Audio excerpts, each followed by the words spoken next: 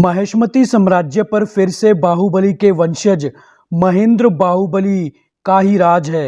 महेंद्र बाहुबली और अवंतिका के विवाह के बाद अवंतिका ने एक पुत्र को जन्म दिया है। राजमाता देवसेना ने महेंद्र बाहुबली और अवंतिका के पुत्र का नाम शैलेंद्र बाहुबली रख दिया है। कटप्पा आज भी महेशमती की सेना का सेनापति है। भलाल देव का पिता बिज्जल देवा मन ही मन आज भी बाहुबली के वंशज को अपना शत्रु मानता है। महेंद्र बाहुबली का पुत्र शैलेंद्र बाहुबली जब 3 वर्ष का हुआ तब एक दिन आंगन में खेलते हुए शैलेंद्र बाहुबली को एक जहरीले सांप ने काट लिया। जल्दी से वैद्य को बुलाया गया। वैद्य ने बताया कि इस सांप के जहर का इलाज हिमालय के जंगलों से ही मिल सकता है। अब महेंद्र बाहुबली अपने पुत्र शैलेंद्र बाहुबली की जान बचाने के लिए अकेला ही हिमालय के जंगलों की तरफ अपने घोड़े पर वो औषधि लेने निकल पड़ता है।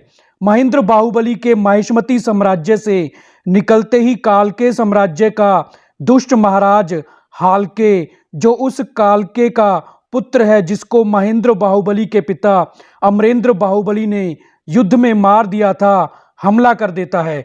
क्योंकि अब महेशमती साम्राज्य में बाहुबली मौजूद नहीं है, इसलिए राजमाता देवसेना कटप्पा के साथ युद्ध के मैदान में कूद पड़ती है।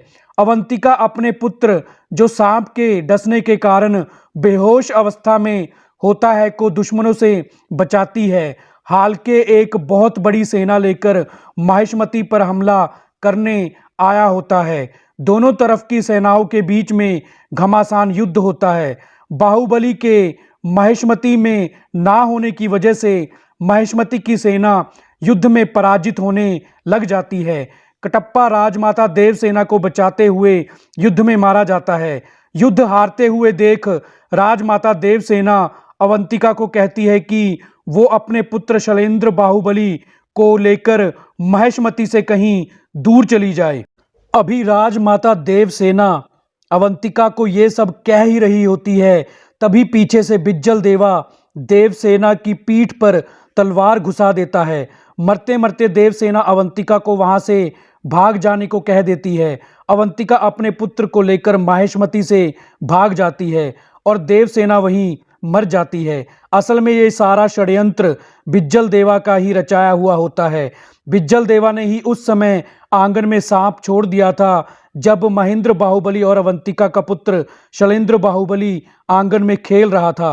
बिज्जल देवा के ही कहने पर वैद्य ने महेंद्र बाहुबली को उस सांप के जहर के इलाज के लिए औषधि लेने हिमालय के जंगलों में भेज दिया था। बिज्जल देवा कालके साम्राज्य के महाराज हालके से मिलकर महेंद्र बाहुबली को मारना चाहता है और महेशमती साम्राज्य से बाहुबली के वंशजों का नामो निशान मिटाना चाहता है।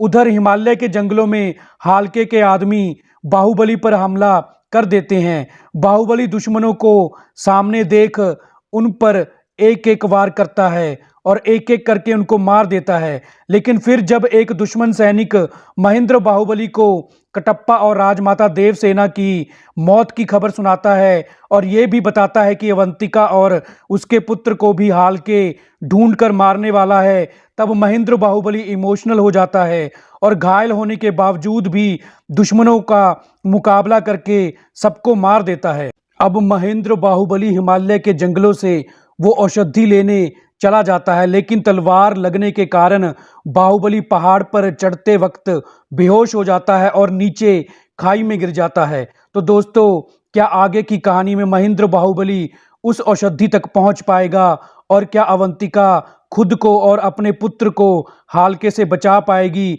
इन सवालों के जवाब हम आपको हमारी अगली फैन मेड थ्योरी बाहुबली 4 में बताएंगे। तो हमारी आज की वीडियो को पूरा देखने के लिए आपका थैंक्स।